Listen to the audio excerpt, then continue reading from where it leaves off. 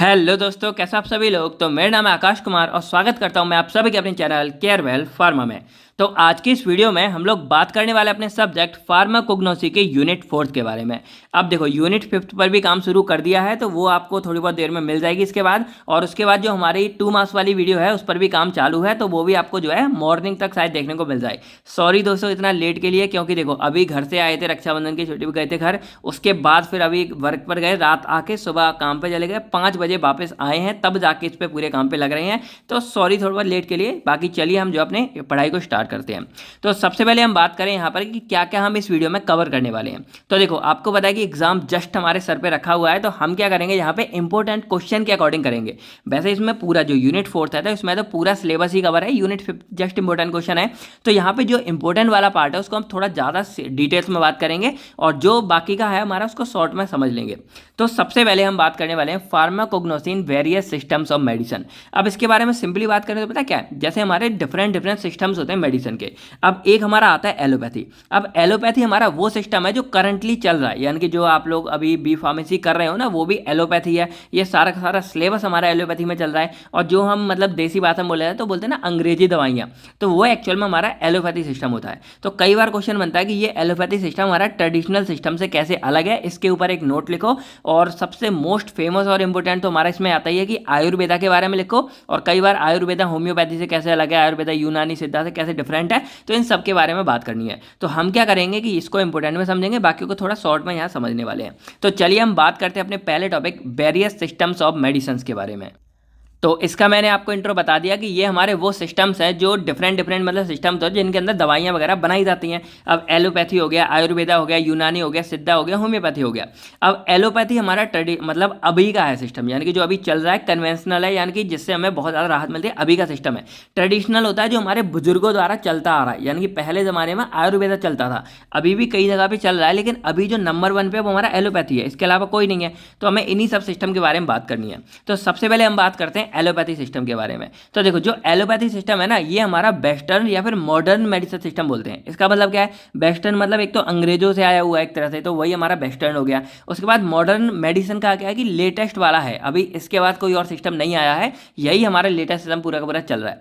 अब जो ये हमारा एलोपैथी वर्ड है ना, इसको कॉइंड किया था सबसे पहले सैमुअल हैमन ने। इनका नाम थोड़ा बात करते हैं। तो ये सैमुअल जो हमारे जी थे ना, इनको बेसिकली हम जो है आल्सो फाउंडर ऑफ होम्योपैथी भी बोलते हैं, यानी कि इन्होंने होम्योपैथी को भी ढूंढा था, जो हम आगे पढ़ने वाले हैं। तो ये एक हमारे जर्मन फिजिशियन थे, और इन्होंने सबसे पहले जो वेस्टर्न ये एलोपैथी सिस्टम है, इसको 1810 में कॉइंड किया था, यानी कि बोला था कि भाई एक एलोपैथी हमारा सिस्टम हो सकता है 1810 में। अब हम बात करें इसमें एलोपैथी के बारे में, तो ये कुछ 2 वर्ड से मिलकर बनाए, एलोस होता है और पैथोस होता है। इसका मतलब क्या है कि ये बेसिकली अपोजिट, और पैथोस मतलब होता है सफरिंग, जो हमारी बीमारी है। तो अब मैं अगर आपको बिल्कुल देसी में बताऊं कि एलोपैथी सिस्टम हमारा किस पर बेस्ड होता है, तो ये हमारा क्या करता है कि जैसे जिस भी चीज़ से हम सफ़र कर रहे होते हैं उसका जस्ट उल्टा अपोजिट ये करता है। अब जैसे आप लोगों ने जो अभी दवाइयों के नाम सुने होंगे, जैसे एंटी इन्फ्लामेटरी, तो ये एक मेडिसिन है जो हमारी चलती है। अब इसके अंदर बेसिकली कौन से आते हैं, हमारी एस्पिरिन आती है, हमारी पैरासीटामोल आती है, तो जो भी हमारे ओवर द काउंटर ड्रग हैं हमारे इसी के अंदर आते हैं। अब एंटी इन्फ्लामेटरी में एंटी का मतलब हो जाता है अपोज करना, और इन्फ्लामेटरी का मतलब होता है इन्फ्लामेशन। तो वैसे नॉर्मल रिस्पॉन्स क्या है हमारी बॉडी में, इन्फ्लामेशन भाई किसी को हो गया। अब ये जो एलोपैथी दवाई है वो क्या करेगी, जस्ट जो सफ़र कर रहा है ना उसका अपोजिट इफेक्ट देके, यानी कि ये एंटी इन्फ्लामेटरी क्या करेंगे कि जो इन्फ्लामेशन हुई है उसको हटाने का काम करेंगे, इसको अपोज करेंगे। तो वही बता रहे हैं कि एलोपैथी सिस्टम हमारा इस बेस पे काम करता है कि जो भी बीमारी हुई है हम क्या करेंगे कि ये जो दवाइयां देते हैं वो उस जो बीमारी हुई है उसका जस्ट अपोजिट क्रिएट करती हैं। तो जैसे अगर किसी को इन्फ्लामेशन हो गई तो जो हम दवाइयां देंगे वो इन्फ्लामेशन को हटाएंगी और इन्फ्लामेशन को खत्म करेंगी। अगर इन्फ्लामेशन हुई है तो इन्फ्लामेशन बढ़ रही है, तो ये दवाइयां हमारे इन्फ्लामेशन को कम करने में हमारी हेल्प करती हैं। तो उसी तरह ये काम करता है कि ये अपोजिट सफरिंग की तरह काम करता है, यानी कि ये हमारी वो मेडिसिन है जो क्या करेंगे, अपोजिट इफेक्ट को प्रोड्यूस करती हैं, और इससे जो भी बीमारी हमें हुई होती है वो हमारी ठीक हो जाती है। तो काफ़ी ज़्यादा मतलब अच्छा सिस्टम है, और इसीलिए आजकल चल रहा है, क्योंकि एक तो ये फास्ट देता है, यानी कि बहुत ही फास्ट रिलीफ देता है। तो it is based on the principal that it focus on the diagnosis and treatment of disease. इसमें सारा कुछ होता है, पहले डायग्नोस किया जाता है, उसके बाद ट्रीटमेंट शुरुआत होता है, और उसके अलावा जो सिम्टम्स होते हैं, जैसे कई केस में मान लो किसी को बीमारी हुई और उसके सिम्टम्स है कि उसको हेडेक वगैरह भी हो रहा है, तो क्या होगा कि जो बीमारी हुई है ना उसकी दवाई तो देंगे, साथ में जो हेडेक है ना यानी कि जो सर दर्द हो रहा है उसकी दवाई भी दे देते हैं। तो यहाँ पे क्या है कि सिम्टम्स के ऊपर भी पूरा ध्यान रखा जाता है कि जो सिम्टम्स हुए हैं उनका भी ट्रीटमेंट वगैरह अच्छे से किया जाता है, और एंड मोमेंट पे अगर मान लो किसी का ज़्यादा सीरियस मैटर है तो उसकी सर्जरी वगैरह भी परफॉर्म की जाती है। तो ये सारा का सारा फंडा हमारा इसी एलोपैथी के अंदर होता है। एग्जाम्पल जैसे हमारे एंटीबायोटिक्स होते हैं, तो एंटीबायोटिक बेसिकली क्या करते हैं, एंटी मतलब अपोज करना, बायोटिक्स मतलब होते हैं माइक्रो ऑर्गेनिज्म। तो जो कोई बीमारी हमारी किसी माइक्रोब्स की वजह से होती है, जैसे कोरोना वायरस थी हमारी एक तरह से, तो ये तो बेसिकली हमारे बैक्टीरिया की वजह से होती है। तो जैसे टीबी वगैरह हो गया, कोई ये तो टीबी हमारा होता है माइकोबैक्टीरियम ट्यूबरकुलोसिस मतलब बैक्टीरिया की वजह से, उसको ट्रीट करने के लिए हम एंटीबायोटिक वगैरह का यूज़ करते हैं। जैसे एजिथ्रोमाइसिन है, तो अगर किसी के गले में इन्फेक्शन होता है तो उस केस में इसका ज़्यादा यूज़ किया जाता है। इसके अलावा हमारा पैरासीटामोल हो गया, तो अगर किसी की बॉडी में फीवर बढ़ रहा है, और फीवर को बढ़ाता कौन है, मान लो प्रोस्टाग्लैंडिन है जो फीवर को और पेन को बढ़ा रहा है, तो अब ये पैरासीटामोल क्या करेगा, इस जो ये बढ़ा रहा है ना इसको अपोज कर देगा और इसको रोक देगा, और जब ये रुक जाएगा तो हमारा फीवर भी रुक गया और हमारा पेन भी रुक जाता है। तो इस तरह ये अपोजिट इफेक्ट करके काम शो करते हैं। अब थोड़ा सा बात कर लेते हैं रोल ऑफ फार्माकोग्नोसी कि क्या क्या रोल हमारे फार्माकोग्नोसी के प्ले करता है इस एलोपैथी सिस्टम में। तो देखो सबसे पहले क्या है कि जो एलोपैथिक सिस्टम हमारा, इसमें जो नई नई दवाइयाँ बन रही हैं, तो अगर कोई नई दवाई हमारी किसी नेचुरल सोर्स से बनती है, तो वो नेचुरल सोर्स से अगर बन रही है तो वो हमारी फार्माकोग्नोसी की मदद से बन रही है। क्योंकि फार्माकोग्नोसी क्या होती है, स्टडी अबाउट क्रूड ड्रग, जो हमारे क्रूड ड्रग है जो नेचुरल सोर्स के यानी कि प्लांट, एनिमल, माइक्रोब्स के जो ड्रग्स हैं वो सारे के सारे क्रूड ड्रग कहे जाते हैं। तो अगर कोई नई दवाई क्रूड ड्रग से डिस्कवर हो रही है तो वो हमारी फार्माकोग्नोसी के अंदर आ जाती है। तो ये एक हमारे इसका रोल हो जाएगा। इसके अलावा जो बहुत सारी ऐसी दवाइयाँ हैं जो हमारे प्लांट से ड्राइव्ड की जाती हैं, और ड्राइव करने के बाद फार्माकोग्नोसी है वो हेल्प करती है, यानी कि शायद हमारी यूनिट 4 या किस में आपने पढ़ा होगा, आइडेंटिफिकेशन ऑफ मतलब crude drug with the help of pharmacognosy. तो इसकी मदद से हम आइडेंटिफाई भी करते हैं, आइसोलेट भी करेंगे किसी भी लीड कंपाउंड को, तो ये सब हम फार्माकोग्नोसी की मदद से भी करते हैं। इसके अलावा जो फार्माकोग्नोसी है वो किसी भी पोटेंशियल टॉक्सिसिटी वगैरह होगी उसको पता लगाने में हेल्प करती है, और ऐसे ड्रग्स की जो प्लांट के द्वारा ड्राइव किए गए, ये जरूर लिख देना क्योंकि भाई फार्माकोग्नोसी है तो ये प्लांट बेस्ड ड्रग के बारे में ही बात करेगा, प्लांट हो गए, एनिमल हो गए। इसके बाद यहाँ पे बात करें तो फार्माकोग्नोसी हमें किसी भी ड्रग के मैकेनिज्म को समझने में हेल्प करेगा, वो ड्रग जो हमारा प्लांट के द्वारा ड्राइव किया गया है। इसके बाद ये हमारी उसकी क्वालिटी और सेफ्टी को भी बताएगा, जो हर्बल ड्रग्स होते हैं जो प्लांट के द्वारा निकल जाते हैं। इसके अलावा the drugs medicine are manufacture using synthetic chemical. अब मान लो कोई दवाई मेडिसिन है जो सिंथेटिक केमिकल से बन रही है, लेकिन जो सिंथेटिक केमिकल्स है ना वो एक्चुअल में हमारे किसी नेचुरल प्रोडक्ट जैसे हमारा प्लांट, एनिमल या फिर मिनरल्स के द्वारा निकाला जाता है। तो ये हमारा होगा इसके रोल ऑफ फार्माकोग्नोसी। अब थोड़ा बहुत अगर बात करें हम एडवांटेज डिसएडवांटेज के बारे में, किसके, अपने एलोपैथी के बारे में, तो इसमें क्विक रिलीफ मिलता है भाई, बहुत बढ़िया है। इमरजेंसी कंडीशन में मतलब बहुत हेल्पफुल है, क्योंकि इमरजेंसी में ये बहुत ही ज़्यादा फास्ट एक्शन शो कर देंगे, जैसे इंजेक्शन वगैरह हो गए। उसके बाद इनका सक्सेस रेट काफ़ी हाई होता है और बहुत ज़्यादा रेंज की मतलब बीमारियों को ये ट्रीट कर सकता है। डिसएडवांटेज क्या है कि भाई कुछ कुछ हमारी साइड इफेक्ट भी कॉज करेंगे बॉडी में, यानी कि जो नहीं चाहिए वो भी इफेक्ट हमको दे रहा है। फिर कुछ डिपेंडेंसी कॉज, यानी कि इन ड्रग्स पे लोग आदी हो जाते हैं, भाई अब इनका यूज़ है करना ही पड़ेगा। कई केस में ये महंगे भी हो सकते हैं, एक्सपेंसिव भी देखने को मिलेंगे। इसके अलावा ये हमारे इम्यून सिस्टम को डाउन कर देते हैं, जिससे जो हमारी इम्यूनिटी है वो डाउन होगी, तो अगली बार उस बीमारी से लड़ने के लिए हमें इन्हीं दवाइयों का इस्तेमाल करना पड़ेगा। अब हम बात करते हैं अपने next topic traditional system of medicine के बारे में। अब देखो ट्रेडिशनल का मतलब होता है पारंपरिक, यानी कि जो हमारे बुजुर्गों से जो मतलब पुरानी जनरेशन थी ना वहाँ से लगातार ये मेडिसिन चलती हुई आ रही है वो है। अब जो पहले का टाइम था वहाँ पे हमारी वेस्टर्न मेडिसिन नहीं चलती थी, यानी कि ये जो दवाइयाँ हैं पैरासीटामोल खा लेते हैं तो भी हमारे ये सब नहीं चलता था उस टाइम पे। बहुत ही अजीब अजीब, जैसे मान लो किसी का कोई मतलब पाउडर जैसा चल रहा है जिसको हम यहाँ पे भस्म वगैरह बोलते हैं, तो ये सारी बातें वहाँ पे उस टाइम चलती थी। कुछ जड़ी बूटी चलती थी, कोई पीस कर पत्ता पिला दिया, तो इन सबसे हम लोग ठीक होते थे। तो वो वाला जो सिस्टम है ना उसी को हम ट्रेडिशनल सिस्टम ऑफ मेडिसिन बोलते हैं। तो इसको हम जो है इंडिजिनस सिस्टम भी बोलते हैं, क्योंकि मोस्टली जो हमारे ट्रेडिशनल सिस्टम है वो सारे के सारे इंडिया से जनरेट हुए हैं, इसीलिए इसको इंडियन सिस्टम भी यहाँ पे बोला जाता है। और इसको फोक सिस्टम, फोक होता है हमारा पारंपरिक, जो हमारा मतलब एक होता है ना संस्कृति वाला, हमारा जो हमारी संस्कृति का है उसको बोल देते हैं। बाकी इसको इंडियन सिस्टम ऑफ आसू भी बोलते हैं, आसू बोले तो आयुर्वेदा, सिद्धा एंड यूनानी सिस्टम।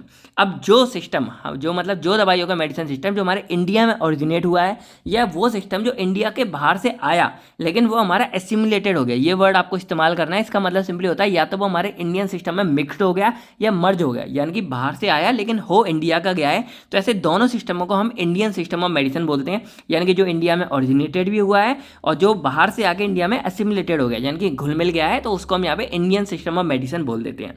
अब जैसे हमारे हिमाचल में क्या है कि आपको नॉर्मल यहाँ का आधार कार्ड नहीं मिलेगा, लेकिन अगर आपको 16 से 20 साल हो गए यहाँ यहाँ रहते रहते आप किसी अदर स्टेट के हो तो आप एसिमुलेटेड हो जाते हो, देन आपको यहाँ पर जो है निवासी मान लिया जाता है। तो 16 से 20 साल, तो उसी तरह एक जो सिस्टम बाहर से आया है लेकिन इंडिया में घुल मिल के इंडिया का ही हो गया, इंडिया के तौर तरीकों में हो गया, तो उसको भी इंडियन सिस्टम में गिन लिया जाता है। अब ये हमारे एंशियंट प्रैक्टिस है, यानी कि बहुत ही पौराणिक पेंशन होती है मेडिसिन की, जो बेसिकली नेचुरल रेमेडीज़ का इस्तेमाल करती हैं, जैसे हमारे प्लांट्स हो गए, एनिमल्स हो गए, कुछ मिनरल्स हो गए जैसे पत्थर वगैरह इनसे।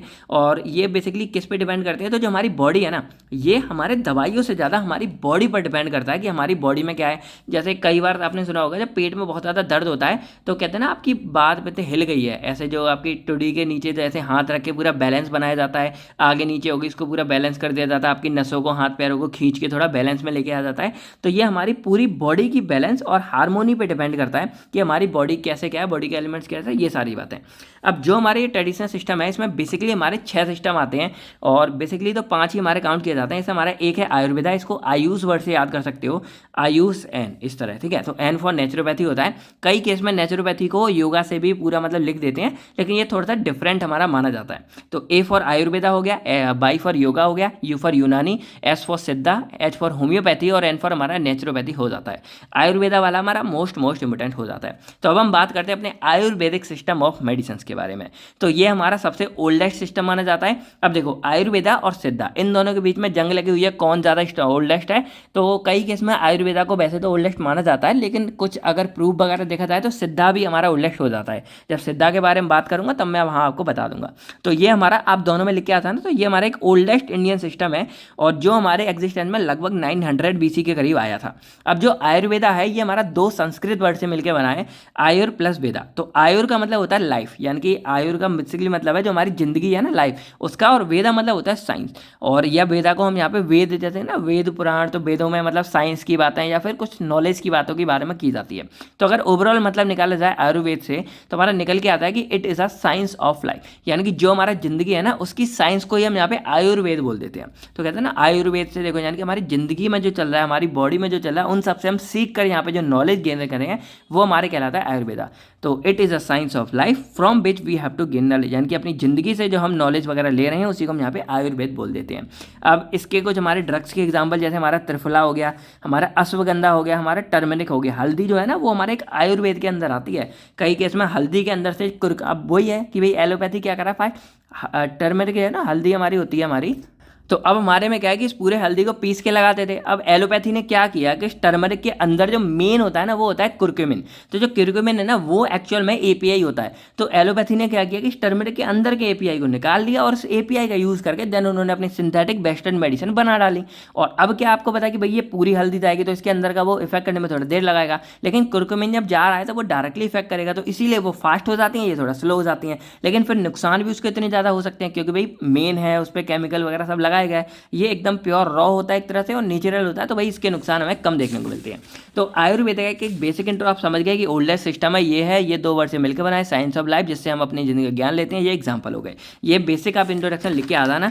अब यहाँ पे कुछ और आप लिख के आ जाना। तो जैसे जो चरक थे हमारे, जिनको हम फादर ऑफ आयुर्वेदा भी बोलते हैं, उन्होंने एक बुक लिखी थी चरक संहिता और उसके अंदर उन्होंने सारी बातें लिखी थी। और एक और हमारी बुक होती है सुश्रुत संहिता, इसको हमारे लिख रहा था सुश्रुता जी ने, ठीक है। तो इनको हम फादर ऑफ आयुर्वेदा बोलते हैं, चरक जी को, ठीक है। इसके बाद यहाँ पे है कि दिस 2 बुक कंट्रीब्यूशन, तो इन्होंने ये 2 बुकों ने हमारा पूरा आयुर्वेदा उसके प्रिंसिपलों का कंट्रीब्यूशन दिया था। अब हम बात करते हैं प्रिंसिपल्स के बारे में, ये आपको लिखना पड़ेगा। तो बेसिकली हमारे 3 टाइप्स के प्रिंसिपल हम बोल सकते हैं जो हमारे आयुर्वेदा में इस्तेमाल किए जाते हैं। पहला हमारा होता है पंच महाभूतास, फिर हमारे होते हैं त्रिदोष और उसके बाद हमारे आते हैं गुण रस सिद्धांत आता है, ठीक है। अब हम पहले बात करें पंच महाभूत के बारे में। तो पंच का मतलब होता है 5 और महाभूतास का मतलब होता है एलिमेंट्स, यानी कि इनके अकॉर्डिंग क्या होता है कि जो भी पूरी की पूरी दुनिया है यानी कि होल यूनिवर्स है वो हमारा 5 बेसिक एलिमेंट्स की मदद से बना हुआ है। और बेसिकली यही 5 एलिमेंट्स हैं जो हमारी ह्यूमन बॉडी को भी बनाने का काम करते हैं। यानी कि सिंबल द फंडा है, जो आपने अगर कभी शक्तिमान देखा होगा नाटक बचपन में, वही सबका ही शक्तिमान वो था, जब देखते थे ना तो ऐसे जब वो करता था उसके 5 पूरे एलिमेंट्स छप के आ जाते थे। तो बेसिकली इनके अकॉर्डिंग क्या है, आयुर्वेद के अकॉर्डिंग क्या है, हमारा जो पूरा का पूरा यूनिवर्स है वो हमारा 5 एलिमेंट से मिलकर बना हुआ है और इन्हीं 5 एलिमेंट से मिलकर हमारी मतलब बॉडी बनाई होती है, यानी कि बॉडी में भी यही 5 एलिमेंट्स हमारे प्रेजेंट होते हैं। तो ये बेसिकली हमारे 5 एलिमेंट्स होते हैं, पृथ्वी, जल, वायु, अग्नि और आकाश, यानी कि मैं। तो अब भाई कोई कुछ नहीं बोलेगा, मैं सबके अंदर हूँ यहाँ पे, ठीक है। तो जो हमारा पृथ्वी, जल, वायु, अग्नि, आकाश, ये 5 ऐसे एलिमेंट्स हैं जिससे मिलकर हमारी पूरी दुनिया बनी है और इसी से मिलकर हमारी ह्यूमन बॉडी बनी है। इसीलिए तो बोलते हैं भाई बॉडी क्या है, एक माटी है, माटी है, माटी में ही मिल जाना है, कहावत सुनी होगी आप लोगों ने। तो जो पृथ्वी है इसको हम इंग्लिश में अर्थ बोलते हैं, जल को हम वाटर बोलते हैं, वायु को हम एयर बोलते हैं, अग्नि को हम फायर बोलते हैं और आकाश को हम स्काई बोलते हैं जो ऊपर है, ठीक है। तो आप मुझे स्काई सर भी बोल सकते हो। अब यहाँ पर क्या होता है कि इनके अकॉर्डिंग क्या है कि ये जो एलिमेंट्स है ना, इनसे मिलकर हमारी ह्यूमन बॉडी बनी है। तो ये एलिमेंट्स हमारी बॉडी के अंदर एक बैलेंस में होते हैं, यानी कि किसमें होते हैं, एक परफेक्ट बैलेंस में होते हैं। तो हमें यहाँ पर क्या है कि हमें अपनी बॉडी के ये जो एलिमेंट्स है ना, ये जब तक हमारी बॉडी में परफेक्ट बैलेंस में रहेंगे तब तक हमें कोई प्रॉब्लम नहीं होगी। लेकिन जैसे ही हमारी बॉडी में इनका इम्बैलेंस होगा या ये डिस्टर्ब होते हैं, हमें कोई ना कोई बीमारी देखने को मिल जाएगी। तो इसीलिए ये बहुत ज़रूरी है कि ये पाँचों के पाँचों एलिमेंट्स हमारी बॉडी में एक बैलेंस में रहे। तो जो हमारा आयुर्वेद है वो इसी सिद्धांत पर काम करता है कि ये जो 5 एलिमेंट्स है, अगर इनमें कुछ भी गड़बड़ी होती है तो दिक्कत भाई हमारी बॉडी में होगी, और नहीं होती है तो भाई हमारी बॉडी एकदम फिट एंड फाइन रहेगी।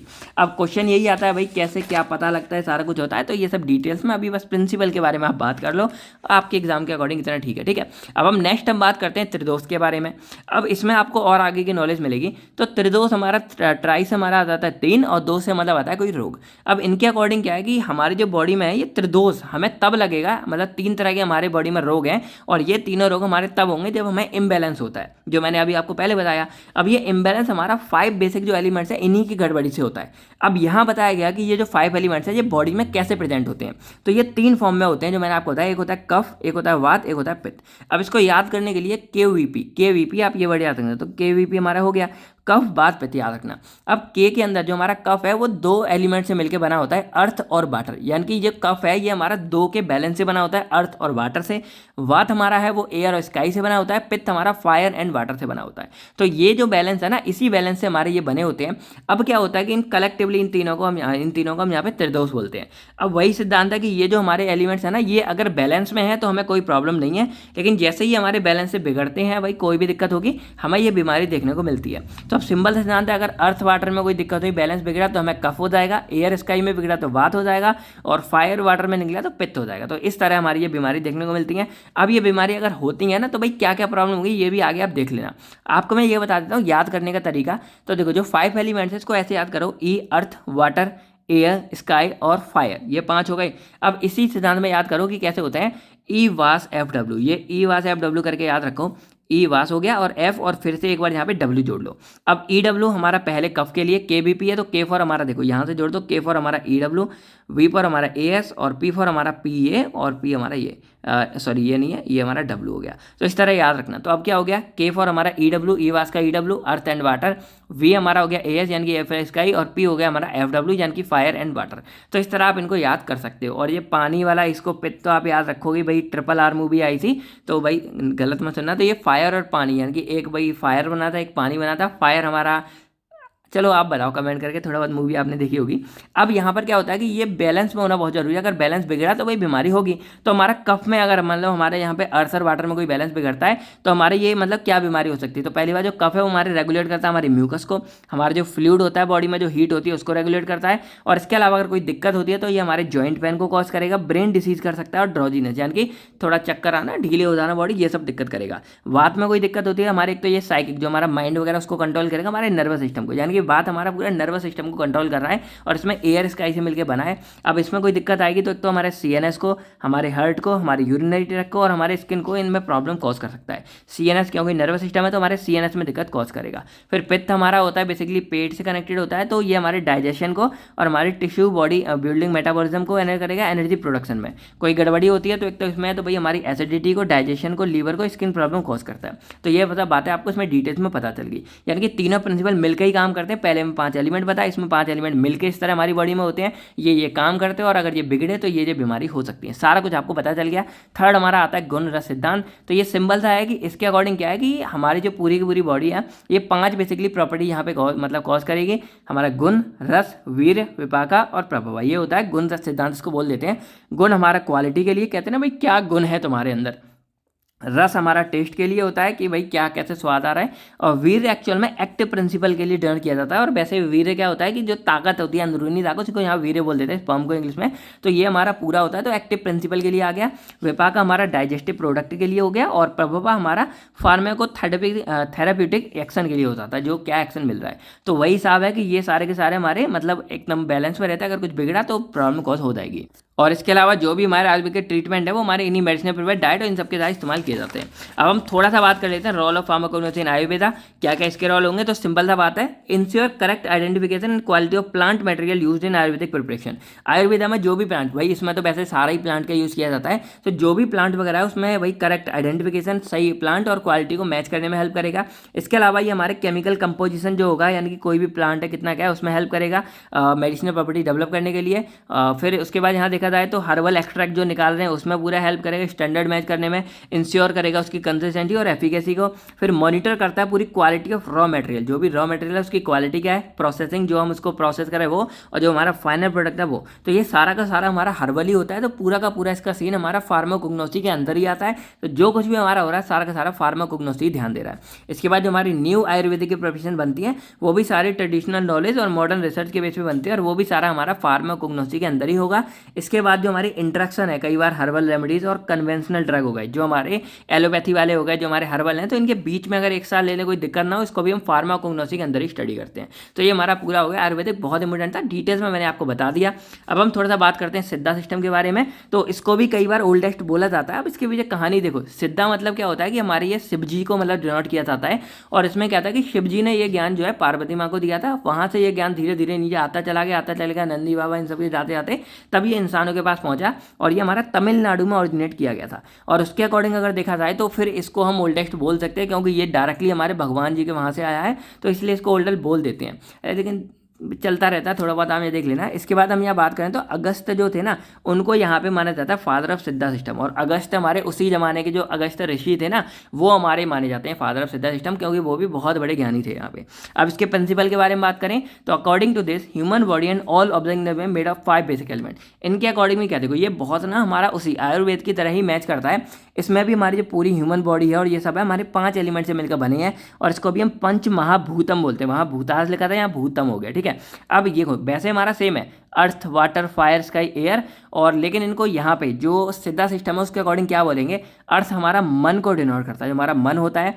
वाटर हमारा नीर, नीर एक तरह से पानी को ही बोलते हैं तो अंदर। फायर हमारी धी को यहाँ डिनोट करते हैं। स्काई जो होती है वो आकाश की जगह यहाँ में आकाशम हो गया, ये भी सबके अंदर है लेकिन, और एयर की जगह हम वायु हो गए। अब इन्हीं का नाम हमारे इंग्लिश में, जैसे अर्थ हमारा सॉलिड को डिनोट करता है, कभी ठोस होता है। पानी हमारा फ्लूइड होता है तो फ्लूइड को डिनोट करता है। फायर हमारा आग होती है तो रेडियंस को डिनोट करता है ये करके। स्काई हमारा आकाश ईथर होता है, तो ईथर भी एक तरह से हमारे बॉडी के अंदर ही सारा हो गया। और एयर हमारी गैस की तरह, तो ये हमारे बॉडी में गैस को डिनोट करता है। ईथर एक तरह से ऑर्गेनिक वाला सारा सिस्टम मान लो जो हमारी बॉडी बनी होती है, ठीक है। तो इस तरह पूरा हमारे ये 5 इन्हीं पे डिनोट करता है। वही है कि अगर ये एलिमेंट हमारे सारे ठीक हैं तो हम ठीक हैं, अगर इम्बैलेंस हुए तो बॉडी में बीमारी वगैरह कॉज हो सकती है।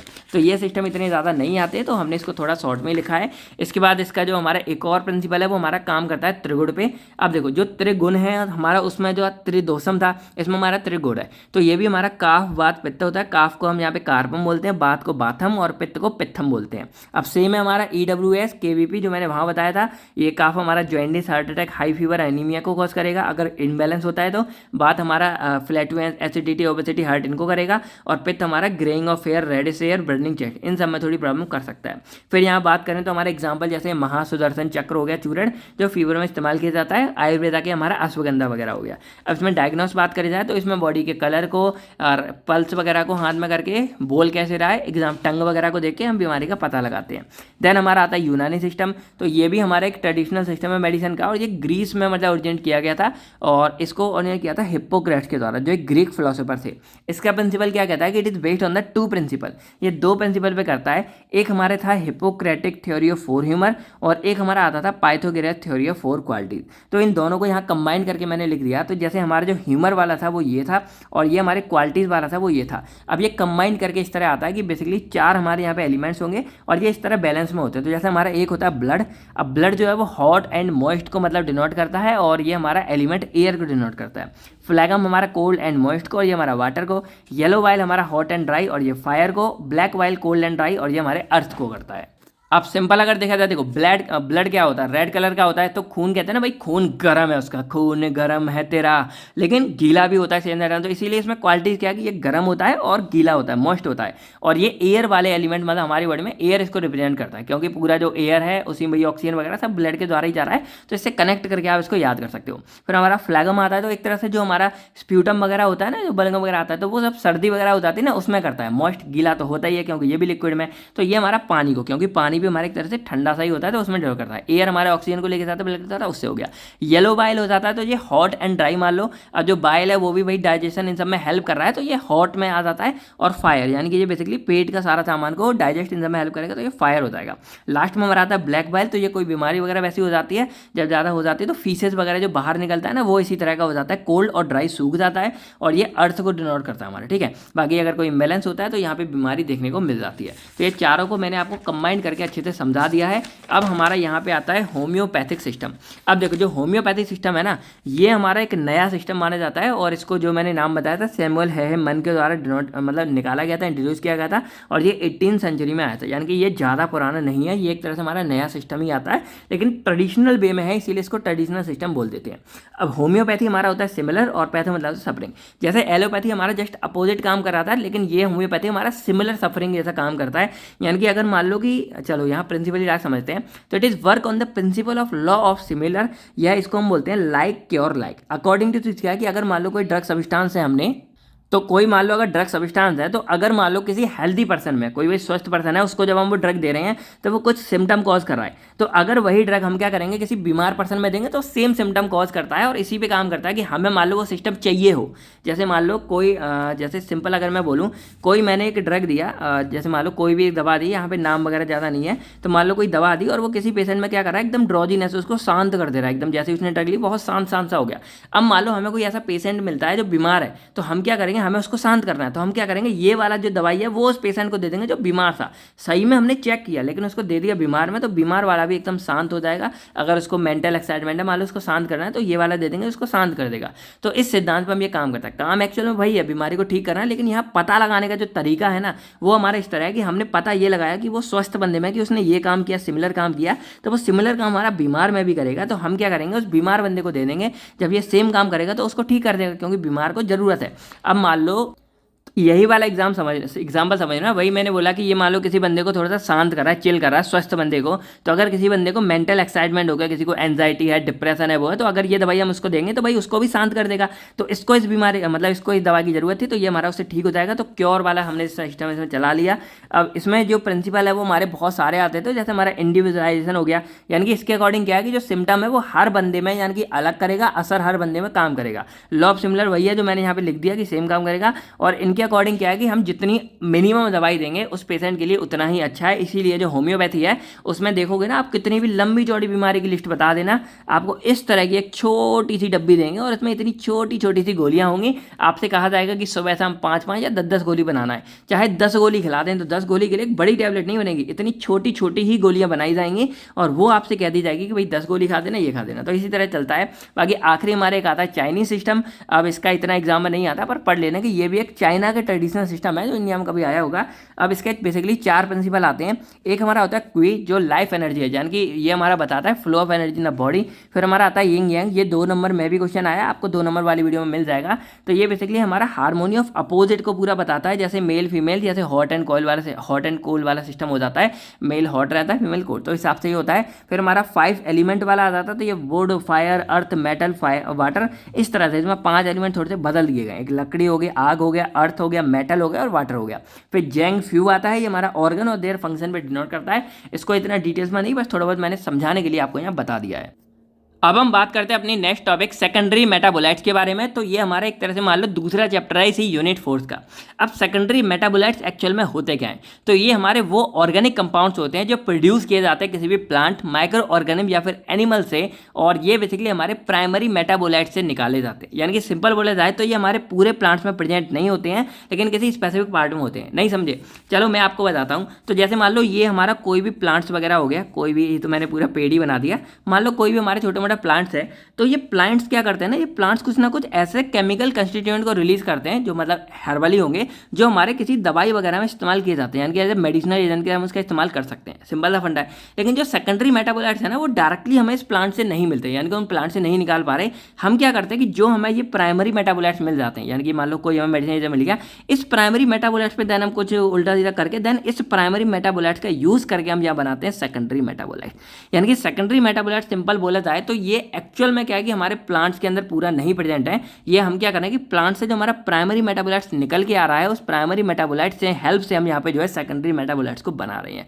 तो ये हमारे होते हैं सेकेंडरी मेटाबोलाइट्स। बाकी ये ऐसा नहीं है कि देखो प्राइमरी हमारा बॉडी के प्लांट्स के किसी भी पार्ट से निकल सकता है, लेकिन सेकेंडरी हमारा हर एक प्लांट के पूरे पार्ट से निकलता है। कोई कोई हमारा ऐसा पार्ट होगा प्लांट का जहाँ से मान लो ये पार्ट था, यहाँ से हमारा ये या सेकेंडरी मेटाबोलाइट्स हमें देखने को मिलता है। तो ये हमारा होता है एक्चुअल में सेकेंडरी मेटाबोलाइट। अब ये हमारे किसी भी प्लांट से, माइक्रोब्स या एनिमल से निकलता है। देखो जो क्रूड ड्रग होते हैं वो हमारे जिन सोर्सों से मिलते हैं वहीं से हमारा ये मिल जाता है। बाकी ये किसी भी प्लांट या फैमिली के स्पेसिफिक पार्ट से मिलता है। अब सिंपल सा फंडा बताया, जैसे हमारा कोई प्लांट्स है उससे प्राइमरी मेटाबोलाइट्स बनेगा, देन उसकी मदद से हमारे सेकेंडरी मेटाबोलाइट देखने को मिल जाते हैं। एग्जाम्पल हमारे जैसे एल्कलॉइड्स हो गए, ग्लाइकोसाइड्स हो गए, फ्लेवोनोइड्स हो गए, टैनिन्स हो गए, वोलेटाइल ऑयल्स हो गए या फिर रेजिन्स हो गए। सबके बारे में हमने बात की है, लेकिन थोड़ा सा हमने डिटेल्स में बात किया एल्कलॉइड्स एंड ग्लाइकोसाइड्स के बारे में। अब हम बात करते हैं अगर एल्कलॉइड्स के बारे में, तो ये हमारे नेचुरल ऑक्यूरिंग ऑर्गेनिक कंपाउंड्स होते हैं। अब एल्कलॉइड्स की खासियत क्या है कि इनके अंदर हमारा नाइट्रोजन प्रेजेंट होता है। क्या प्रेजेंट होता है? नाइट्रोजन। अब ये टिपिकली हमारे प्लांट्स में और एनिमल और माइक्रो ऑर्गेनिज्म में फाउंड होते हैं। अब नाइट्रोजन प्रेजेंट है तो नाइट्रोजन के पास हमारा ये होता है लोन पेयर, तो ये हमारा बेसिक हो जाता है नेचर में, और ये हमारे बेसिकली हाइड्रो, क्योंकि आपको बताया कोई भी रिंग सिस्टम है ना, उसमें अगर एक हेट्रो एटम लग गया वो हमारा हेट्रोसाइक्लिक कंपाउंड हो जाता है। तो एग्जांपल जैसे हमारा पायरॉल हो गया, पायरिडीन हो गया या फिर इंडोल हो गया। तो ये हमारा पायरॉल हो गया, इसमें ये हमारा एन लगा हुआ है, फिर हमारा पायरिडीन हो गया, इसमें एन लगा है, और ये हमारा इंडोल हो गया तो यहाँ पर भी एन लगा हुआ है। तो ये 3 एग्जाम्पल हमारे हो जाते हैं एल्कलॉइड्स के। अब हम बात करते हैं इसकी प्रॉपर्टीज के बारे में। देखो ये हमारी फार्माकोग्नोसी है, इसमें इतना समझने वाला नहीं है, आपको याद थोड़ा ज़्यादा ही करना पड़ेगा क्योंकि बातें ही ऐसी हैं। अब प्रॉपर्टीज के बारे में बात करें तो एल्कलॉइड्स हमारे इनसॉल्युबल होते हैं वाटर में और बेसिक होते हैं नेचर में, पता चल गया। इसके अलावा ये एल्कोहल में हमारे सॉल्युबल होते हैं और ऑर्गेनिक सॉल्वेंट्स में सॉल्युबल होते हैं। इसके बाद बात करें तो ये मोस्टली कलरलेस होते हैं और कुछ कुछ के पास हमारे कलर्स होते हैं। इसके अलावा इसमें ऑक्सीजन भी हमारा मतलब सॉलिड नेचर में, उसके बाद ऑक्सीजन भी होता है, जैसे हमारा एट्रोपिन एग्जाम्पल हो गया। अब जो एल्कलॉइड्स हैं ये हमारे ऑक्सीजन से फ्री होते हैं, वो हमारे लिक्विड होंगे नेचर में, यानी कि जिनके पास ऑक्सीजन नहीं है वो हमारे लिक्विड हो जाएंगे, क्योंकि ऑक्सीजन एक गैस के फॉर्म में रहता है। तो जिन पे ऑक्सीजन है वो एक्चुअल में यहाँ पे सॉलिड हो जाते हैं। अब एग्जांपल जैसे इसका हमारा निकोटिन हो गया। इसके बाद बात करें तो एल्कलॉइड्स हमारे ऑप्टिकली एक्टिव होते हैं, यानी कि वही जो पीपीएल वाला फंडा पड़ा होगा उससे ये पूरा करेंगे और ये हमारे प्लेन पोलर लाइट को पूरा मतलब रोटेट करवा देंगे। अब हम बात करते हैं क्लासिफिकेशन ऑफ एल्कलॉइड्स के बारे में। तो बेसिकली देखो वैसे और भी तरीके थे, हमने सिर्फ केमिकल स्ट्रक्चर और उनके ओरिजिन के बेस पे इसको 3 पार्ट्स में डिवाइड किया है। पहले हमारे आते हैं ट्रू एल्कलॉइड्स। तो ट्रू देखो वही है, आप भाई सारी क्लासिफिकेशन लिखो, उससे अच्छा किसी एक को अच्छे से लिख दो। तो जैसे हमने यहाँ लिखा है ट्रू एल्कलॉइड्स हमारे वो हैं जिनके पास क्या है कि जो ड्राइव फ्रॉम अमीनो एसिड। देखो ये जितने भी एल्कलॉइड्स है ना हमारे अमीनो एसिड के द्वारा ड्राइव किए जाते हैं। तो यहाँ पे जो ट्रू वाले हैं वो हमारे अमीनो एसिड के द्वारा ड्राइव किए जाएंगे और इनके पास हमारा नाइट्रोजन एटम होगा किसी हेट्रोसाइक्लिक रिंग के अंदर में। एग्जाम्पल जैसे हमारा मॉर्फिन हो गया या फिर क्विनिन हो गया। अब जैसे हमारे एग्जाम्पल है आइसोक्विनोल एल्कलॉइड्स हो गए। तो ये आपको दिख रहा होगा ये हमारा आइसोक्विनोल है। अब इस रिंग के अंदर ही हमारा एन प्रेजेंट है, तो ये हमारा हो जाएगा ट्रू एल्कलॉइड, यानी कि ये अमीनो एसिड से ड्राइव किए गए हैं और इसके अंदर ही हमारा नाइट्रोजन प्रेजेंट होता है। फिर हमारे आते हैं प्रोटो एल्कलॉइड्स। अब प्रोटो एल्कलॉइड्स का मतलब क्या है कि ये हमारे अमीनो एसिड से ही ड्राइव किए जाते हैं, लेकिन जो नाइट्रोजन एटम है वो हमारा रिंग के अंदर नहीं होता। तो सिंपल अगर देखा जाए जैसे एग्जांपल एफिड्राइन या कॉल्चिजिन है, तो यहाँ देखो ये हमारे रिंग है। अब इसके अंदर नाइट्रोजन प्रेजेंट नहीं है, कहाँ पे प्रेजेंट है? तो यहाँ पे CHOH CH3 और यहाँ पे हमारा नाइट्रोजन जाके प्रेजेंट है। तो नाइट्रोजन प्रेजेंट है तो इसलिए हमारा बेसिकली अमीन का तो आ गया पूरा फंडा की ड्राइव किया गया है, लेकिन नाइट्रोजन हमारा रिंग के अंदर बेसिकली यहाँ पे प्रेजेंट नहीं है। देन हमारे आते हैं तीसरे सूडो एल्कलॉइड्स। अब देखो सूडो का मतलब होता है नकली। क्या मतलब होता है? नकली। तो सूडो एल्कलॉइड्स मतलब हो गया कि ये नकली एल्कलॉइड्स है। इसका मतलब क्या है कि इनमें नाइट्रोजन तो प्रेजेंट है, जो हमने बात की थी कि भाई नाइट्रोजन प्रेजेंट होते हैं हमारे, तो इसमें नाइट्रोजन तो प्रेजेंट है लेकिन वो अमीनो एसिड से ड्राइव नहीं किए गए हैं। और अगर अमीनो एसिड से ड्राइव नहीं किया गया तो भाई नकली हो गया ना। तो इसीलिए ये होता है कि अमीनो एसिड से ड्राइव नहीं किया गया और तो इसलिए हमारे नकली हो जाते हैं, पर इनके पास रिंग के अंदर हमारा नाइट्रोजन प्रेजेंट होता है। एग्जाम्पल जैसे हमारा कैफीन हो गया या प्यूरिन एल्कलॉइड्स हो गए। तो ये आपको दिख रहे होंगे, ये पूरा हमारा एग्जाम्पल हो गया कैफीन का या प्यूरिन एल्कलॉइड्स का। प्यूरिन का फंडा है। आप देखो रिंग के अंदर हमारे यहाँ पे नाइट्रोजन प्रेजेंट है, इधर भी नाइट्रोजन प्रेजेंट है, लेकिन ये हमारा बेसिकली क्या है, एक अमीनो एसिड से ड्राइव नहीं किया गया, तो इसीलिए ये हमारा एल्कलॉइड्स नहीं होगा। अब इनको अगर समरी बेस में आपको याद करना हो तो देखो, ट्रू, प्रोटो, सूडो। ट्रू में क्या है, अमीनो एसिड से बना है, प्रोटो अमीनो एसिड से बना है, सूडो अमीनो एसिड से नहीं बना है, गलत बात। इसमें क्या है, नाइट्रोजन रिंग के अंदर है, इसमें नाइट्रोजन रिंग के अंदर सूडो, लेकिन प्रोटो में नाइट्रोजन रिंग के बाहर होता है। तो ये मतलब ये डिफरेंस दो होते हैं, इसकी वजह से सारा ये हमारा ड्राइव किया जाता है। ट्रू वाले ठीक है, अमीनो एसिड की बना है और नाइट्रोजन अंदर है। प्रोटो में क्या है, अमीनो एसिड से बना है लेकिन नाइट्रोजन रिंग के बाहर है। इसमें क्या, अमीनो एसिड से नहीं बना लेकिन नाइट्रोजन रिंग से अंदर है। तो इस तरह हम यहाँ पे पूरा करते हैं। तो ये हमारी हो गई क्लासिफिकेशन ऑफ एल्कलॉइड्स के बारे में, ठीक है, बहुत इंपॉर्टेंट था, पढ़ लिया। अब हम बात करते हैं आइडेंटिफिकेशन टेस्ट ऑफ एल्कलॉइड्स के बारे में। तो देखो यहाँ पे हमारे बेसिकली 4 हमने टेस्ट लिए हैं। एक हमारा आता है ड्रैगन डॉर्फ टेस्ट। अब इसमें क्या है कि एक रिएजेंट हमारा होता है, तो उस रिएजेंट के अंदर पोटेशियम बिस्मथ पाया जाता है, पोटेशियम बिस्मथ आयोडाइड। अब इसको क्या करते हैं, देखो पहले हमको क्या है कि पता नहीं होता कौन सा सॉल्यूशन है, तो हमने एल्कलॉइड्स अभी हमको पता है इसलिए बोले, लेकिन हमें कोई सैंपल लेंगे और सैंपल को इस पोटेशियम बिस्मथ आयोडाइड के साथ रिएक्ट करवाएंगे। और जब रिएक्शन हुआ तो अगर हमको जो है रेडिश ब्राउन प्रेसिपिटेट मिल जाता है, देन हम बोलेंगे भाई ये पक्का एल्कलॉइड्स था। अगर नहीं मिलता तो ये हमारा एल्कलॉइड्स नहीं होगा। सेकंड हमारा आता है मेयर टेस्ट। तो इसमें बेसिकली क्या करेंगे, जो हमारा रिएजेंट है मेयर्स वाला, उसमें हमारा पोटेशियम मर्क्यूरिक आयोडाइड आता है, तो इस मर्क्यूरिक आयोडाइड को हम क्या करेंगे, एल्कलॉइड यानी कि अपने सैंपल के साथ रिएक्ट करवाते हैं। और उस टाइम अगर हमें क्रीम कलर का प्रेसिपिटेट मिल जाता है यानी कि पीपीटी फॉर्म में, तब हम बोलेंगे भाई हमारा ये मतलब एल्कलॉइड्स था। अगर नहीं मिलता तो एल्कलॉइड्स नहीं था। फिर हमारा आता है बैगनार्स टेस्ट। तो इसमें बेसिकली क्या है कि रिएजेंट जो हमारा है उसमें आयोडीन प्रेजेंट है और हमारा पोटेशियम आयोडाइड प्रेजेंट होता है। अब इनकी रिएक्शन हम करवाते हैं अपने सैंपल के साथ में जो एल्कलॉइड्स है। तो अगर हमने रिएक्शन के बाद हमारा रेड कलर के प्रेसिपिटेट मिलते हैं तो हमारा बैगनार था, नहीं मिलते तो नहीं है। और जो हैगर्स टेस्ट है उसमें हमारा पिक्रिक एसिड होता है, तो इस पिक्रिक एसिड को जब हम एल्कलॉइड से रिएक्ट करवाएंगे हमें येलो कलर के प्रेसिपिटेट मिलते हैं। अगर मिल गए तो एल्कलॉइड, नहीं है तो। अगर आपको कंबाइन याद करना है तो ड्रैगन ड्रॉप में हमारा रेडिश ब्राउन मिलता है, मेयर्स में हमें क्रीम कलर मिलता है, बैगर्स में हमें यहाँ रेड कलर मिलता है और हैगर्स में हमें येलो कलर मिलता है। तो एक कलर के बेस पे आप याद कर सकते हो। बाकी यहाँ पे यूजेस ऑफ एल्कलॉइड को लिख लेना, जो मैं यहाँ पे नहीं लिख पाया, टाइम थोड़ा कम था। तो हम 2 मार्क्स वाले जो करेंगे उसमें हम यूजेस ऑफ एल्कलॉइड को इंक्लूड कर देंगे, आप देख लेना। अब हम बात करें अगर ग्लाइकोसाइड्स के बारे में, तो ग्लाइकोसाइड्स भी हमारे सेकेंडरी मेटाबोलाइट्स ही होते हैं। अब ये भी हमारे नेचुरली ऑर्गेनिक कंपाउंड्स होते हैं। जो देखो ग्लाइकोसाइड्स की खासियत क्या होती है ना, एल्कलॉइड्स हमारे अलग थे। एल्कलॉइड्स की खासियत थी कि एक तो वो हमारे अमीन से ड्राइव किए जा रहे थे, अमीनो एसिड से, वो भी 2 हमारे, लेकिन मेन क्या है कि इसमें नाइट्रोजन प्रेजेंट होता है। लेकिन जो ग्लाइकोसाइड्स हैं इनकी खासियत क्या, देखो ग्लाइकोसाइड्स हमारे 2 हैं, यानी कि एक यहाँ पे होती है शुगर मॉलिक्यूल्स, एक होता है नॉन शुगर मॉलिक्यूल। तो शुगर और नॉन शुगर ये 2 मॉलिक्यूल्स आपस में मिलकर जो कंपाउंड बनाते हैं उसी को हम यहाँ पे ग्लाइकोसाइड्स बोल देते हैं। यानी कि ये सेकेंडरी मेटाबोलाइट्स हैं और ये नेचुरल ऑक्यूरिंग ऑर्गेनिक कंपाउंड्स हैं। अब अगर हम इसको हाइड्रोलाइज यानी कि तोड़ देते हैं, या ये हम बोल सकते हैं कि ये शुगर और नॉन शुगर 2 मॉइटी से मिलकर बने होते हैं। शुगर वाले को हम यहाँ पे ग्लाइकॉन बोल देते हैं और नॉन शुगर वाले को हम एक ग्लाइकॉन बोल देते हैं। अब ये दोनों से मिलकर ही बना होता है और जो नॉन शुगर वाला है वो बेसिकली थेरापेटिक एक्टिविटी अपनी शो करता है। अब इसकी प्रॉपर्टीज़ के बारे में बात करें तो स्वीट टेस्ट यानी कि मीठे होते हैं, एक तरह से सॉल्युबल होते हैं पानी में, अल्कोहल में, बाकी के सॉल्वेंट में लगभग हमारे सॉल्युबल ही होते हैं। उसके बाद ये क्रिस्टलाइन और एमोर्फस सब्सटेंस होते हैं, नॉन वोलेटाइल होते हैं नेचर में, यानी कि अपने आप एवोपरेट नहीं होंगे, ऑप्टिकली एक्टिव होते हैं, कलरलेस कंपाउंड होते हैं। क्लासिफिकेशन के बारे में बात करें तो बेसिकली ये हम मतलब डिफरेंट 2 तरीके से हमने यहाँ लिख दिया है, वैसे और भी तरीके थे इसको क्लासीफाई करने के।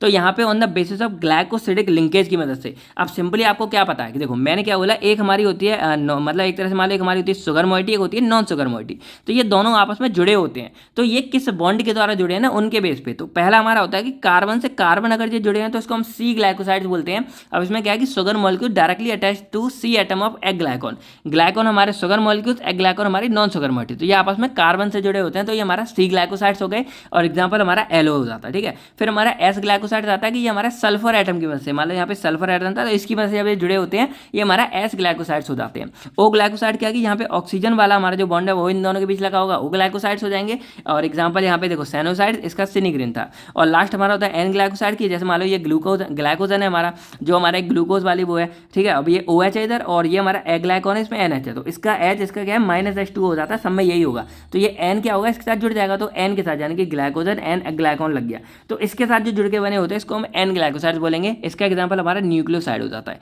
तो इस तरह सबके एग्जाम्पल यहाँ पे लिखे हुए हैं, आप यहाँ देख लेना। अब हम बात करते हैं तो जो हमारा शुगर, एक और हम शुगर कंपोनेंट के बेस पर इसको क्लासिफाई कर सकते हैं। एक होता है मोनोसैकेराइड, एक होता है डाइसैकेराइड। मोनोसैकेराइड जिसमें सिंगल वाले होते हैं जैसे ग्लूकोज हो गया, फ्रक्टोज हो गया, और डाइसैकेराइड में 2 शुगर मॉलिक्यूल्स होंगे जैसे सुक्रोज हो गया, लैक्टोज हो गया। तो ये शुगर कंपोनेंट कितने प्रेजेंट है उसके बेस पे, इसमें सिंगल होंगे हमारे इन दोनों में और इसमें हमारे डबल प्रेजेंट होते हैं। तो ये इस तरह हमारा हो गया। अब बात करें हम इसके आइडेंटिफिकेशन टेस्ट के बारे में, तो जैसे हमारा पहला आता है मॉलिस टेस्ट। तो सिंपल देखो, सैंपल हमने लिया, हमें नहीं पता किसका है, उसको हम मॉलिस रिएजेंट के साथ रिएक्ट करवाएंगे। अब इसमें अल्फा नेफ्थॉल और H2SO4 का मिक्सचर होता है, जब इसके साथ रिएक्ट करवाएंगे और उसको हम गर्म करते हैं ना, हमें पर्पल कलर देखने को मिलता है। अगर पर्पल कलर आ गया तो ये इंडिकेट करता है कि भाई इसके अंदर ग्लाइकोसाइड्स प्रेजेंट थे। फिर हमारा आता है फेलिंग टेस्ट। तो फेलिंग टेस्ट हमारा बेसिकली रिड्यूसिंग शुगर को चेक करता है कि हमारा ग्लूकोज है कि फ्रक्टोज है, क्या कैसे है। सिंपल सा फंडा है, हम यहाँ पे सैंपल लेंगे, उसको हम reagent Fehling copper sulphate, Fehling with sodium टाइट, इनके साथ रिएक्ट करवाएंगे और जैसे ही हम इसको बॉयल करेंगे गर्म, हमें ब्रिक रेड पीपीटी मिलती है जो इंडिकेट करेगी कि भाई इसके अंदर ग्लाइकोसाइड्स प्रेजेंट थे। फिर हमारे यहाँ हमारे यहाँ पे ग्लाइकोसाइड। फिर हमारा आता है बल्जीत टेस्ट। तो जो बल्जीत टेस्ट है ना, इसमें बेसिकली हम सैंपल लेंगे, सैंपल में 2 ड्रॉप हम पिक्रिक एसिड डाल देंगे और जब पिक्रिक एसिड डालेंगे देन उसके बाद जो सैंपल होंगे हम 2 ड्रॉप क्या करेंगे, सोडियम पिक्रेट भी डालते हैं। ये हमारे सॉल्यूशन को एल्कलाइन बनाएगा और जब ये डाल देते हैं देन उसके बाद इसको ऑब्जर्व करते हैं कि अगर हमें ऑरेंज कलर देखने को मिल रहा है तो समझ जाओ कि इसमें ग्लाइकोसाइड प्रेजेंट था, ऑरेंज कलर नहीं मिलता है तो ग्लाइकोसाइड प्रेजेंट नहीं था। देन हमारे यहाँ पे किलर केलानी टेस्ट आता है। तो इसके लिए हमें सैंपल लेना है, सिंपल 1 से 2 ml, उसमें सोडियम हाइड्रोक्साइड और सोडियम नाइट्रेट हमें मिला देना है। जब ये मिल जाएंगे इसको मिक्स करेंगे, 5 से 10 मिनट के लिए रखेंगे, देन इसमें हम डालते हैं HCl सॉल्यूशन 1 से 2 ml। जब HCl सॉल्यूशन डालेंगे देन उसके बाद हम कलर चेक करते हैं। अगर हमारे यहाँ कलर चेक करके हमें येलो या ऑरेंज कलर मिलता है, मतलब समझ लो ये हमारा फ्लेवोनॉइड वाला ग्लाइकोसाइड था, फ्लेवोनॉइड से हमारे ग्लाइकोसाइड का ही टाइप होता है। और अगर हमारा रेड पिंक कलर मिलता है तो समझ लो ये हमारा एंथ्रोसाइनिन ग्लाइकोसाइड प्रेजेंट था। अब इसके भी यूजेस रह गए तो भाई पढ़ लेना, ये मत कहना सर ने लिखवाए नहीं तो हमने पढ़े नहीं। यूजेस भाई आते हैं भाई, पूरा जब लिख के आओगे आपने सारा कुछ तो लिख दिया। अब इसका क्लासिफिकेशन हो गया, प्रॉपर्टीज हो गई, इसके आइडेंटिफिकेशन टेस्ट हो गए, तो इसके यूजेस रह गए वो भी आप लिख के आना जरूर, ठीक है। बाकी मैं 2 मार्क्स वाले में ऐड कर दूंगा, आप देख लेना। फिर हम बात करते हैं फ्लेवोनॉइड्स के बारे में। तो फ्लेवोनॉइड्स हमारे सेकेंडरी मेटाबोलाइट्स होते हैं, सिंपल सा फंडा है। अब ये मोस्टली हमें फ्रूट वेजिटेबल से मिलते हैं। अब ये सब हम शॉर्ट में समझेंगे। इसमें 15 कार्बन स्केलेटन पूरा पाया जाता है, 2 बेंजीन देंगे, एक हेटेरोसाइक्लिक देंगे। एग्जाम्पल कैटेचिन हो गया, तो ये आपको पूरा स्ट्रक्चर इसका दिख रहा होगा, ये 2 बेंजीन रिंग हो गई, ये भी उसका पूरा एक मतलब हेटेरोसाइक्लिक हो गया, ऑक्सीजन हमारा लगा हुआ है। प्रॉपर्टीज के बारे में बात करें तो क्रिस्टलाइन सॉलिड होते हैं, शार्प मेल्टिंग पॉइंट होता है, वाटर और एल्कोहल में सॉल्युबल है, ऑर्गेनिक में इनसॉल्युबल है, ऑप्टिकली एक्टिव होता है। इसके आइडेंटिफिकेशन टेस्ट के बारे में बात करें तो पहला हमारा आता है शिनोडा टेस्ट। इसमें सैंपल लेंगे, उसमें मैग्नीशियम मिलाएंगे, मिक्स करेंगे, उसके बाद डाइल्यूट HCl मिलाएंगे। अगर हमें रेड कलर मिल गया मतलब हमारा ये फ्लेवोनॉइड प्रेजेंट था, नहीं मिला तो फ्लेवोनॉइड प्रेजेंट नहीं था। ये सब थोड़ा लिख के आपको देखना पड़ेगा, ये वो बातें नहीं है जो आपको एक बार में याद हो जाएंगी। फिर हम बात करें फेरिक क्लोराइड टेस्ट के बारे में। तो सैंपल लोगे, फेरिक क्लोराइड सॉल्यूशन के साथ मिलाओगे, ग्रीन ब्लू कलर इंडिकेट करेगा प्रेजेंस ऑफ फ्लेवोनॉइड्स। फिर हमारा आता है बेनिलीन HCl, इसमें सैंपल लेंगे, बेनिलीन के साथ मिलाएंगे, अगर पिंक कलर आ गया तो ये प्रेजेंस शो करेगा हमें फ्लेवोनॉइड्स के बारे में, ठीक है। तो इस तरह ये हमारा हो जाता है। अब इसकी क्लासिफिकेशन भी हमने वैसे प्रॉपर नहीं की, बस लिख दिया है। ये बेसिकली 5 क्लास में डिवाइड होगा। फ्लेवोन्स हमारे ल्यूटेनिन, ये हमारे एग्जाम्पल देख लेना, आइसोफ्लेविन हमारे डाइजीन हो गया, फ्लेवोनोल हमारा कैटेचिन हो गया, फ्लेवोनोलेंस हमारे नेरिगिन हो गया और एंथोसायनिड जो हमने वहाँ पढ़ा थी हमारा साइनिडीन हो जाते हैं। अब ये फ्लेवोनॉइड्स में भी आता है, ग्लाइकोसाइड में, क्योंकि फ्लेवोनॉइड्स भी हमारे ग्लाइकोसाइड्स का ही एक टाइप होता है। तो इसके यूजेस भी देख लेना। अब हम बात करते हैं टेनिन्स के बारे में। तो ये हमारा एक फिनोलिक कंपाउंड होता है, ये बेसिकली प्लांट वगैरह से मिल जाएगा। अब इनके पास एस्ट्रीजेंट प्रॉपर्टीज होती हैं, बिटर टेस्ट होता है और ये प्रोटीन या अदर मॉलिक्यूल से बाइंड करने की रखता है, इसमें ताकत है। प्रॉपर्टीज बोला जाए तो नॉन क्रिस्टलाइन सॉल्यूशन होता है, वाटर में सॉल्युबल, अल्कोहल में, ग्लिसरीन में सॉल्युबल है, इनसॉल्युबल होता है ऑर्गेनिक सॉल्वेंट में, स्पेनिक में सॉल्युबल होता है इथाइल एसीटेट में। अब इसको क्लासीफाई करें तो ये बेसिकली 2 टाइप्स का होगा। एक हमारा आता है हाइड्रोलाइजेबल टेनिन्स, एक होता है कंडेंस लाइजेज। इसका मतलब क्या है कि ये टेनिन हमारा टूट कर एक बड़ा मान लो मॉलिक्यूल से टूट के हमारा 2 में डिवाइड हो जाता है, गैलिक एसिड हो गया या इगैलिक एसिड हो गया। और तो ये वजह से क्या है कि किसी एसिड या फिर एंजाइम की वजह से क्या है हाइड्रोलाइज हो जाता है, यानी कि पानी की वजह से टूटना हो जाता है, तो ये टूट जाते हैं। अब एग्जांपल जैसे क्लोव, माइक्रोबैलन हो गया, तो वैसे तो यही है, गैलिक एसिड और एगैलिक एसिड, ये दोनों में टूट जाता है, ठीक है। अब हम बात करें कंडेंस्ड टेनिन के बारे में, तो इसको नॉन हाइड्रोलाइज भी बोलते हैं। इसका मतलब क्या है, जस्ट उल्टा होगा, यानी कि यहाँ पे हमारा एक कॉम्प्लेक्स मॉलिक्यूल फॉर्म हो जाता है, कोई पॉलीमर फॉर्म हो जाता है कंडेंस करके फ्लेवोन से, ठीक है। एग्जाम्पल हमारा क्लोरोजेनिक और या फिर कैटेचिन हो गया। तो ये हमारे इसके क्लासिफिकेशन हो गए, शॉर्ट एंड सिंपल। अब हम यहाँ बात करते हैं इसके आइडेंटिफिकेशन टेस्ट के बारे में। तो इसको भी मैंने बहुत सिंपल लिखा है। हमारा आता है gold beater skin test. Sample लेंगे, गोल्ड बीटा स्किन लेते हैं, इसमें व्हाइट बीटा स्किन अगर इंडिकेट करती है कि इसमें टेनिन प्रेजेंट है। जेलेटिन लेंगे, इसमें सैंपल जेलेटिन को मिलाएंगे, अगर प्रेसिपिटेट बन गया जेलेटिन का या क्लाउडी हो गया तो मतलब इसमें टेनिन प्रेजेंट है। ब्रोमीन वाटर लेते हैं तो टेनिन है वो ब्रोमीन वाटर को डीकलराइज कर देता है। सोडियम नाइट्रेट लेते हैं तो ये टेनिन क्या करेंगे, येलो या ऑरेंज कलर शो करते हैं। अब हम बात करते हैं रेजेंस के बारे में। देखो ये शॉर्ट में ही आता है तो आप इतना लिख दोगे बहुत है। रेजेंस हमारा कॉम्प्लेक्स मिक्सचर होता है किसी भी कंपाउंड का जो प्लांट वगैरह के द्वारा किया जाता है, और ये बेसिकली इंजरी, इन्फेक्शन या स्ट्रेस के द्वारा मतलब निकाला जाता है। अब ये यूज़ किया जाता है हमारा अडेसिव्स में कुछ चीज़ चिपकाने के लिए, वाटर प्रूफ किसी को बनाना हो तो रेजिन्स का यूज़ करते हैं, फ्रेग्रेंस वगैरह में रेजिन्स का यूज़ करते हैं, डाइज हो गया या पेंट हो गया इनमें इनका यूज़ करते हैं रेजिन्स का। क्लासिफिकेशन देखा जाए तो ओलियो रेजिन्स, गम रेजिन्स हो गए, ओलियो गम रेजिन्स हो गया, ओलियो रेजिन्स जिसमें वोलेटाइल ऑन रेजिन्स होते हैं, एग्जाम्पल गिंजन या कैप्सिकम हो गया। गम रेजिन्स हमारा गम और रेजिन दोनों होते हैं, इसका एसोफॉइटेडा हो गया। ओलियो गम रेजिन्स में वोलेटाइल ऑयल गम रेजिन तीनों होते हैं, इसमें मिर हो गया। आइडेंटिफिकेशन टेस्ट के बारे में बात करें, पहला होता है सॉल्युबिलिटी टेस्ट। तो रेजिन्स हमारे पानी में इनसॉल्युबल होते हैं, लेकिन सॉल्युबल होते हैं ऑर्गेनिक सॉल्वेंट जैसे इथेनॉल, ईथर। तो हम सॉल्युबल करके देख सकते हैं कि पानी में अगर ये नहीं घुला तो मतलब हमारा ये रेजिन हो सकता है, घुल गया तो रेजिन नहीं है। फिर फेरिक क्लोराइड टेस्ट आता है, उसमें रेजिन लेंगे, उसमें कुछ ड्रॉप डालते हैं फेरियम क्लोराइड की। अगर ये हमारा पूरा क्या करेगा, ग्रीन कलर शो करता है, अगर ये कलर आ गया मतलब रेजिन यहाँ पे था।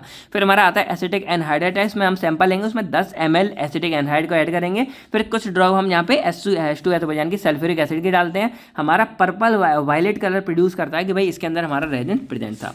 अब हम यहाँ पे आखिरी में एक और लास्ट हमारा टॉपिक रह गया वोलेटाइल ऑयल, इसके बारे में बात करते हैं। तो वोलेटाइल, देखो वोलेटाइल का मतलब क्या होता है, कोई भी हमारे सब्सटेंस है जो अगर रूम टेम्परेचर पे रखा है तो धीरे धीरे क्या होगा, वो ऑटोमेटिक गैस फॉर्म में यानी कि उड़ जाएगा, वेपराइज हो जाएगा, और वेपराइज होकर ऊपर उड़ने लगेगा, तो उसको वोलेटाइल बोल देते हैं। अब वोलेटाइल ऑयल को हम आल्सो एसेंशियल ऑयल भी बोलते हैं। अब ये कंसंट्रेटेड प्लांट के एक्सट्रैक्ट से निकाले जाते हैं जो इजीली एवोपरेट हो जाते हैं, और एवोपरेट होकर ये एरोमा और फ्लेवर शो करते हैं, यानी कि एक तो फ्लेवरिंग एजेंट की तरह काम करेंगे, दूसरा एरोमा यानी कि खुशबू वगैरह शो करते हैं। इसके बाद ये हमारे टर्पीन स्टेज द्वारा निकाले जाते हैं या फिर आइसोप्रीन यूनिट के द्वारा, ठीक है, जैसे C5H8 हो गया, इसकी मदद से। अब ये हमारा परफ्यूम्स में, कॉस्मेटिक में, सोप में, फ्लेवरिंग पर्पज में, इन सब में इस्तेमाल करते हैं। एग्जाम्पल जैसे लेवेंडर ऑयल हो गया, पेपरमेंट ऑयल हो गया, या फिर यूकेलिप्टस ऑयल हो गया, ये सब हमारे एज अ फ्लेवरिंग एजेंट के लिए इस्तेमाल किए जाते हैं। प्रॉपर्टीज देखी जाए तो ये हमारा वाटर से लाइटर होता है, ऑर्गेनिक सॉल्वेंट में सॉल्युबल है लेकिन पानी में इनसॉल्युबल है, वोलेटाइल होता है नेचर में, मोस्टली ऑप्टिकली एक्टिव होता है। क्लासिफिकेशन देखे जाए तो एल्कोहल वोलेटाइल ऑयल, जैसे हमारा एक होता है alcohol, aldehyde, phenol, ketone, Easter. Alcohol में पेपरमेंट आ गया, एल्डिहाइड में सिनामेन आ गया, फिनॉल में क्लोव आ गया, कीटोन में हमारा कैम्फोर आ गया, ईस्टर में हमारा लेवेंडर आ गया या फिर मस्टर्ड आ गया, ये देख लेना। फिर इसके आइडेंटिफिकेशन टेस्ट देखे जाए तो फेरिक क्लोराइड टेस्ट हो गया या सूडान थर्ड टेस्ट हो गया। फेरिक क्लोराइड में क्या है कि ये फिनॉलिक कंपाउंड को डिटेक्ट करता है, यानी कि जो हमारे फिनॉल वाले वोलेटाइल होंगे, तो इसके लिए सिंपली क्या है कि जैसे हमारा कोई कि हम जब इसको मतलब फिनॉलिक कंपाउंड जो हमारे हैं, जब हम इसको मतलब इसके फेरिक क्लोराइड के साथ रिएक्ट करवाते हैं, अगर हमें ग्रीन या ब्लैक कलर मिला तो मतलब समझ लो कि इसमें हमारा फिनॉलिक वोलेटाइल ऑयल प्रेजेंट है। सूडान थर्ड क्या होता है कि सैंपल लेंगे, अल्कोहलिक सॉल्यूशन लेते हैं सूडान का, अगर हमें रेड कलर मिल जाता है तो समझ लो कि वोलेटाइल ऑयल यहाँ पे प्रेजेंट था। अब हम यहाँ पे अगर आखिरी में बात करते हैं, इसके एक और दो टेस्ट ले लेते हैं। फिर हमारे यहाँ पे आता है बेनिलिन, तो सैंपल को बेनिलिन के साथ करवाएंगे तो हमारा रेड या पिंक कलर शो करेगा। और लास्ट हमारा है कि सैंपल को हम टिंक्चर ऑफ एल्केन के साथ रिएक्शन करवाते हैं, अगर रेड कलर हमें इंडिकेट करता है कि इसमें वोलेटाइल प्रेजेंट था। तो वोलेटाइल ऑयल के बारे में भी हमने सारा कुछ यहाँ पे देख लिया। बाकी वीडियो को थोड़ा और लंबा करते हुए मैं इसके यूज़ आपको अभी बता ही देता हूँ। तो जैसे हमारे पहला था यहाँ पे एल्कलॉइड्स, तो एल्कलॉइड्स के हमारे यूज़ क्या है कि ये पेन रिलीफ में काम करता है, जो हमारा दर्द वगैरह पेन रिलीफ करेगा, anti malarial, anti bacterial, anti viral और एंटी कैंसर में हेल्प करेगा। पेन रिलीफ करने के लिए हमारा मॉर्फिन यूज़ करेगा, एंटी बैक्टीरियल हमारा क्यूनोन आता है जो एंटी मलेरियल की तरह काम करता है, एंटी बैक्टीरियल के लिए हमारा वारविरिन आता है, एंटी वायरल के लिए हमारा पेपावेरिन, और एंटी कैंसर के लिए विनब्लास्टिन, हमारे ये प्लांट ऑब्जेक्ट होते हैं पूरा, तो हेल्प करते हैं, एल्कलॉइड्स होते हैं। ग्लाइकोसाइड्स में अगर देखा जाए तो ग्लाइकोसाइड्स के हमारे बेसिकली यूज़ हो जाएंगे, कार्डियोवास्कुलर हेल्थ में हेल्प करता है, जिसमें डिजॉक्सिन हेल्प करेगा, एंटी मैक्रोबियल में जैसे हमारा ग्लाइसोरिहिजन हेल्प करेगा, फिर हमारा ये एंटी वायरल भी काम करेगा, एंटी मैक्रोबियल भी, और एंटी कैंसर में हमारा सेपोनिन काम करता है। फिर एंटी डायबिटिक हो गया, और स्किन एंड बाउंड हीलिंग में हमारे सेपोनिन और ग्लाइसिन दोनों ही हमारे काम करते हैं। तो एक दो एग्जांपल भी मैंने लिख दिए हैं जिससे आपको कोई दिक्कत ना हो, तो ग्लाइकोसाइड और एल्कलॉइड इंपॉर्टेंट थे, दोनों पे लिख दिए। फ्लावोनॉइड्स हमारा anti oxidant, anti inflammatory, anti cancer properties, anti diabetic, skin and bound healing में हेल्प करता है। टैनिन्स में बात करें तो टैनिन भी हमारा anti inflammatory, wound healing, anti diarrhoeal, antiseptic, antibiotic इन सब में हेल्प करता है। और इसके बाद बाकी के मैंने लिखे थे, रेजिन जे अदर वाटर प्रूफिंग इन सब में हेल्प करता है, और वोलेटाइल ऑयल भी मैंने लिखा था। तो आई होप आपको सारा कुछ जो है समझ आ गया होगा। अब भाई कमेंट करके बताओ कि आपको वीडियो कैसी लगी। बाकी अगर कोई भी डाउट है तो आप कमेंट करके मुझसे पूछ सकते हो। बाकी मैं मिलता हूँ आपसे बहुत नेक्स्ट वीडियो में, जिसमें हम बात करेंगे यूनिट 5 के बारे में। तब थैंक यू, टेक केयर, अपना अपनी फैमिली का ख्याल रखेगा। बाय बाय दोस्तों, जय हिंद दोस्तों।